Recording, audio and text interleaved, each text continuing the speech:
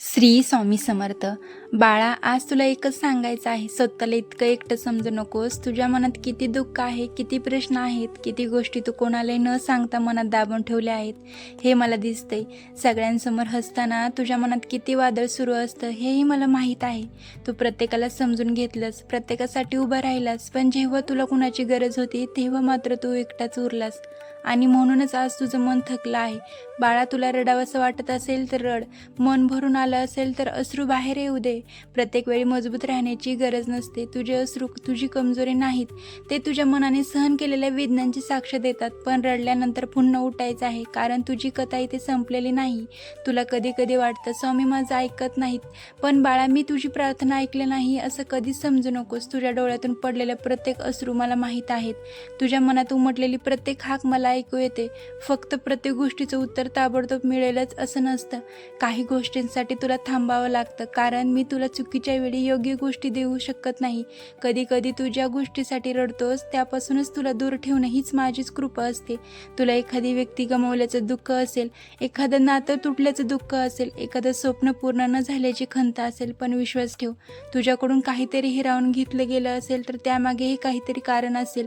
आज ज्याचं जाणं तुला सहन होत नाही त्याच्याशिवाय जगणं कसं शक्य आहे असं वाटतंय ना, पण एक दिवस तूच मागे वळून पाहशील आणि म्हणशील, स्वामींनी मला वाचवलं होतं.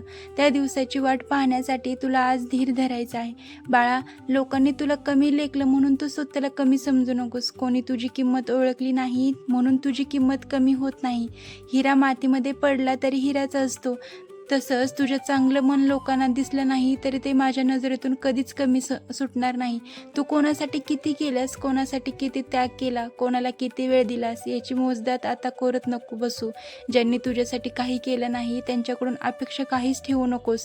कोणाचं मन दुखवू नकोस. प्रत्येकाला खुश करण्यासाठी तू जन्माला आलेला नाहीस. काही लोक तुझ्या आयुष्यात कायम राहण्यासाठी येत नसतात, ते फक्त तुला काहीतरी शिकवण्यासाठी येतात. म्हणून गेलेल्या माणसाच्या आठवणीत स्वतःला हरवू नकोस.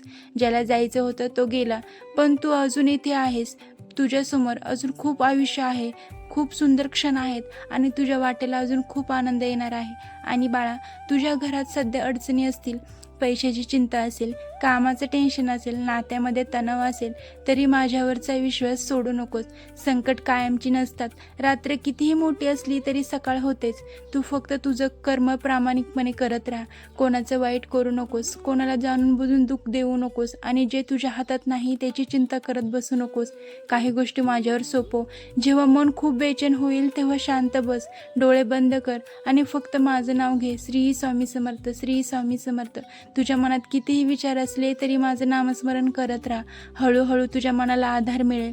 बाळा, तुला आज जिथे अंधार दिसतोय ना तिथेच कुठेतरी प्रकाश लपलेला असतो. फक्त तुझ्या डोळ्यांना तो अजून दिसत नाही. म्हणून आजच्या परिस्थितीवरून उद्याचा निर्णय घेऊ नकोस. तुझं नशीब संपलेलं नाही. तुझ्या आयुष्यातील चांगले दिवस संपलेले नाहीत. तुझी स्वप्न संपलेली नाहीत आणि सर्वात महत्त्वाचं म्हणजे माझी कृपा तुझ्यावरून कधीच संपलेली नाही. तू कितीही वेळ पडला तरी उठ, कितीही लोकांनी नाकारलं तरी स्वतःवर विश्वास ठेव, कितीही वेळा अपयश आलं तरी प्रयत्न करत राहा.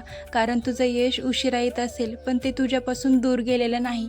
एक दिवस असा येईल जेव्हा तुझ्या डोळ्यात दुःखाचे अश्रू नसतील तर आनंदाचे अश्रू असतील. तू शांतपणे माझ्यासमोर बसशील आणि म्हणशील, स्वामी, त्या काळात मला काहीच समजत नव्हतं पण तुम्ही माझा हात सोडला नव्हता. हो बाळा, मी तुझा हात सोडणार नाही. तू माझ्यावर विश्वास ठेव. आज परिस्थिती तुझ्या मनासारखी नसली तरी उद्याचा दिवस तुझ्या बाजूने असू शकतो. फक्त आज हार मानू नकोस.